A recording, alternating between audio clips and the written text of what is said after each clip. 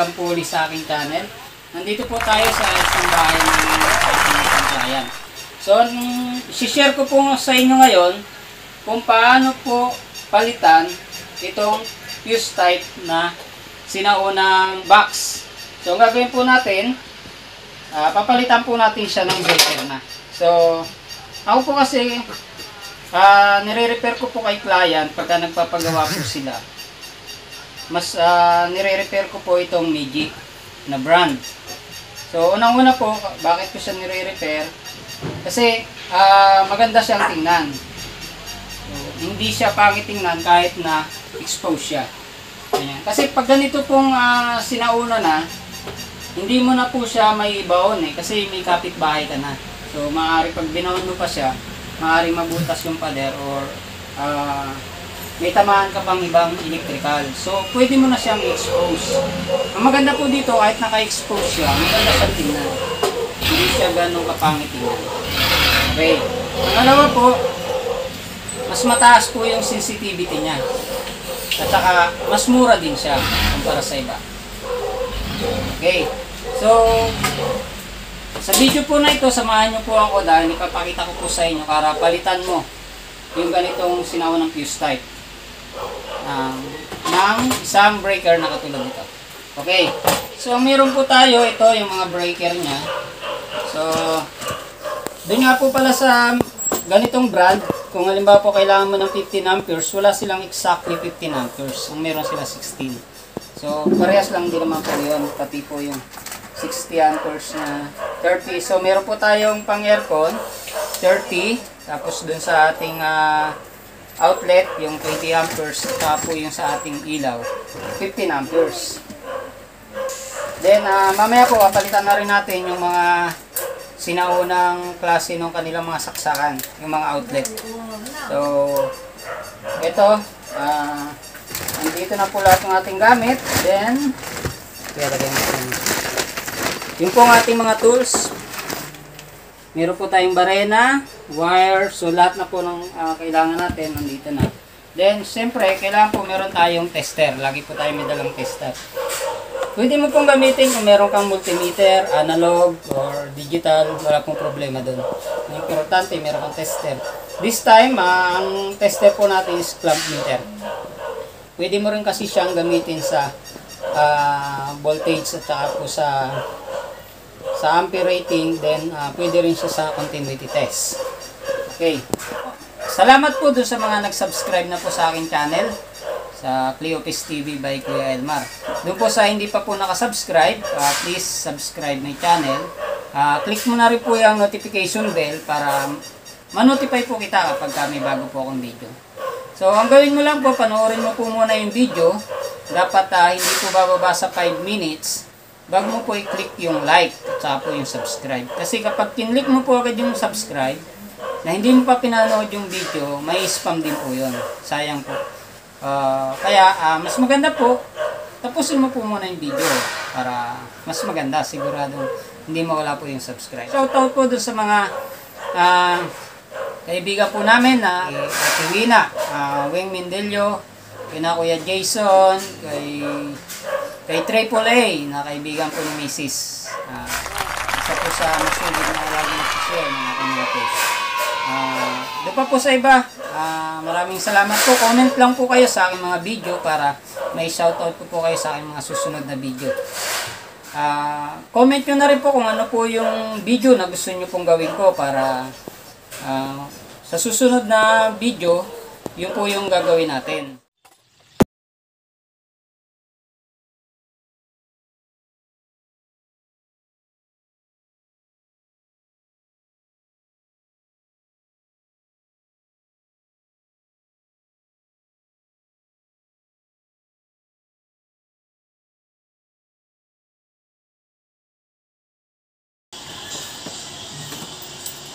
Okay guys, sa ngayon ang ginamit ko plastic molding. Kasi kung flexible gagamitin natin, mas pangit na siya eh. So plastic molding na lang ang ginamit ko dahil hindi na rin naman natin siya pwedeng ibaon.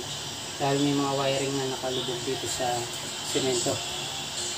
So guys, ngayon ikakabit na natin yung breaker. Ito yung ating main. So, madali lang na maikabit yung breaker dito sa panel. So, meron kasi siyang lock sa ilalim. So, ilapat mo lang siya. Tapos itulak mo pataas.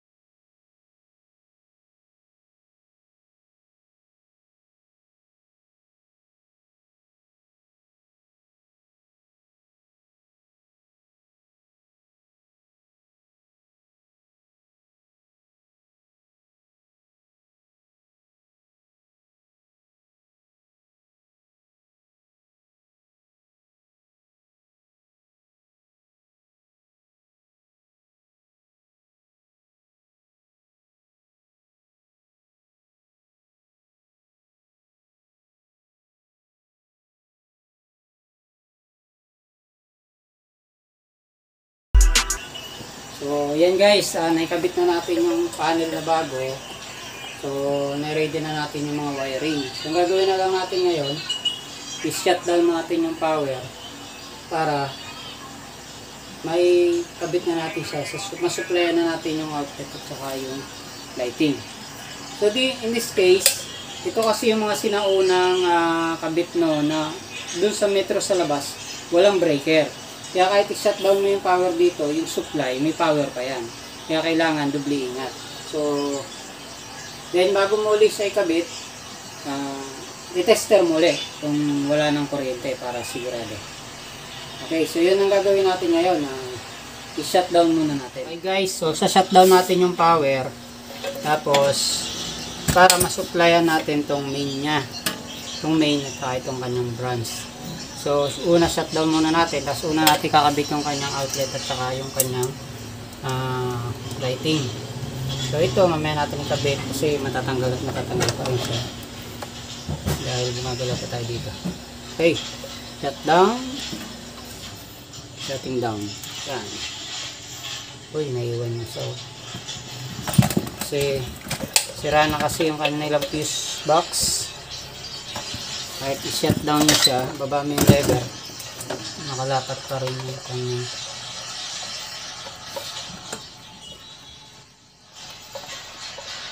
sira na pala ito. Iling na lang pala ito. Ito guys, makikita ko para ito. Alam mo natin sa kayo.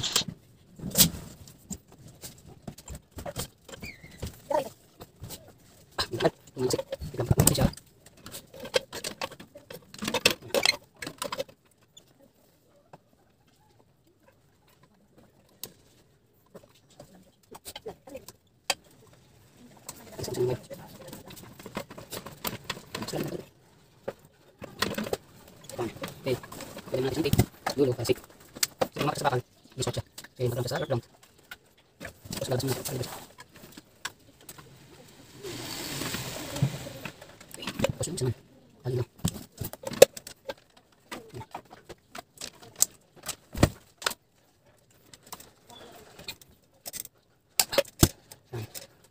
Pwede yung sakay galing mo sa meter niya. Pwede mo tape. Tapos kunan natin ulit yung anong sakay ng outlet. Pwede mo makita. Okay. Okay, from there. So, para sigurado guys, gamitan nyo ng tester.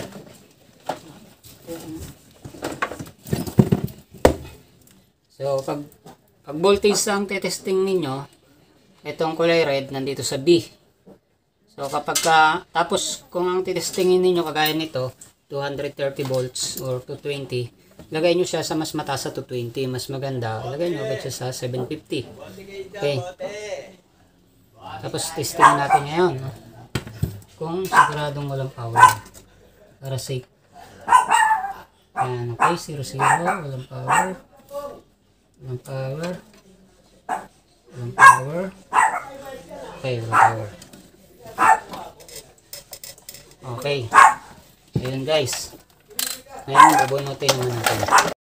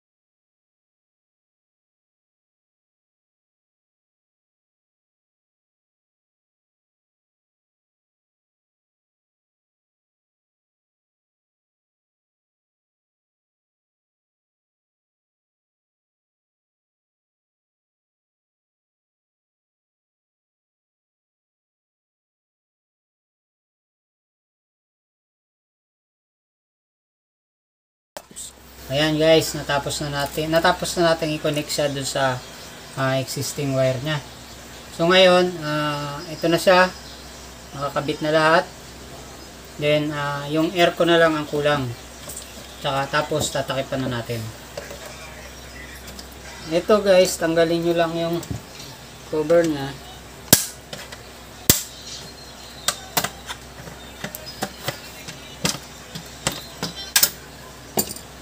Meron pa tayong isang spare na slot para kung halimbawa magpadagdag ng load yung may bahay, meron pang pagkakabitan.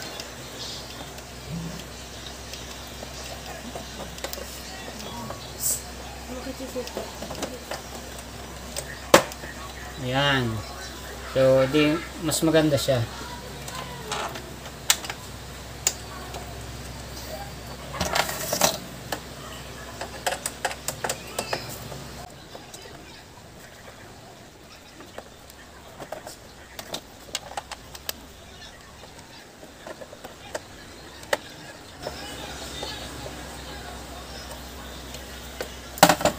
So yan guys, ito na yung bagong panel ngayon. So may kanya-kanya na silang breaker. Dito kasi sa existing niya, fuse type lang, tapos sira na yung handle.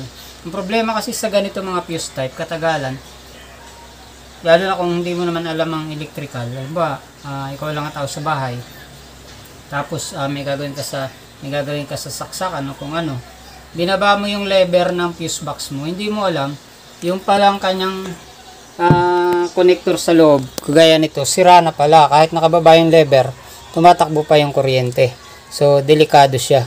Unlike dito sa ganitong klase ng panel, mas maganda na siyang tingnan. Elegante siya. Kaya lang, hindi mo maiwasan, talagang expose ka na pagka nagpatakbo ka ng wire sa labas, naka-expose na siya. So, may mga option naman dyan. Pwedeng paggawa ng cabinet, so, para magkaroon siya ng cover. Lalagyan siya ng cabinet, tambol. So, yun yung mga option. Ngayon, anyway, ang maganda rito, may kanya-kanya na siyang supply. So, yung dalawa para sa aircon, yung isa sa ilaw, yung isa naman sa outlet. Okay. So, dun po sa mga hindi pa po nakasubscribe sa aking channel, please subscribe po sa aking channel, Cleofis TV by Kuya Elmar. Doon naman po sa mga gusto pong magpagawa ng kanilang mga electrical, pwede nyo po ang i-message sa aking Facebook page sa Meralco Accredited Electrician, or mismo sa aking account sa Elmar Cleofe. Pwede nyo po akong message doon, then para in case po na kailangan po ninyo sa mga gusto pong magpagawa ng electrical, gusto pong magpa-estimate, libre lang naman po ang estimate, wag lang po yung masyadong malayo. So, maraming salamat po. Ngayon po ay energize na yung ating panel. Ito po sa halimbawa sa lighting, yan, so nakapatay na po yung lighting. Okay, so yun po, okay na, energized na po. Then so salamat po ulit. Kung ikaw po ay nag-enjoy sa aking video at meron ka natutunan, paki-like mo lang po yung aking video, and subscribe mo na rin po. Tapos pag lumabas po yung notification bell, paki-click mo po yung all para notified po kita pagka may mga bago po akong video. Maraming salamat po.